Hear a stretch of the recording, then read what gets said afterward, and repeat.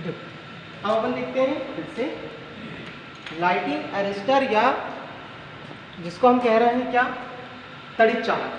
तड़ित चालक का निर्माण किस लिए किया गया और कैसे होता है। तो हमने ये देखा कि सबसे पहले आपके पास बादल है, ये बादल है, ये इस प्रकार से बादल है, और जब ये बादल हवा के प्रवाह से चलना स्टार्ट करते हैं तो जब ये चलना स्टार्ट करेंगे तो कहाँ जाकर टकरा जाएंगे, पर्वत पे या फिर कोई वृक्ष है उससे जाकर टकराएंगे। अब ऐसे टकराने के कारण से क्या होगा कि जब ये टकराएंगे तो यहाँ पर आपके पास जो पर्वत है या आपके पास में कोई वृक्ष है उसमें पृथ्वी से संबंध होने के कारण उसमें नेगेटिव आवेश होता है। नेगेटिव आवेश होने के कारण से जब ये बादल इससे टकराएंगे तो इसके निचले वाले हिस्से में एक विरोधी स्वभाव का आवेश उत्पन्न होगा, यानी अगर ये वाला भाग इससे टकराया तो ये धन आवेशित हो जाएगा, ठीक है, और इसका जो ऊपरी वाला भाग होगा वो कैसा होगा, ऋण आवेशित होगा। तो ठीक है, तो जब टकराया तो बादल कैसा हो गया, आवेशित होगा, ठीक है। तो ये निचला वाला हिस्सा पॉजिटिव बन गया और ऊपरी वाला भाग नेगेटिव बन गया। अब हवा का प्रवाह हुआ, जब ये टकराया तो टकराने के बाद ये पुनः वापस चला, टकराने के बाद पुनः वापस चला। पहले आवेश रहित था, अब ये आवेशित हो गया। पहले बिना आवेश का था और जाके पर्वत से टकराया और आवेशित हो गया।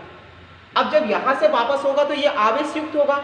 जब आवेश युक्त होगा तो यहाँ पर मान लीजिए पॉजिटिव और यहाँ पर मान लीजिए नेगेटिव। आवेशित है तो प्लस और माइनस जब आपस में टकराएंगे तो क्या होगा, आकर्षण होगा, और जब आकर्षण होगा तो क्या होगा, वहां पर जो आवेश है वो आवेश का विसर्जन होगा।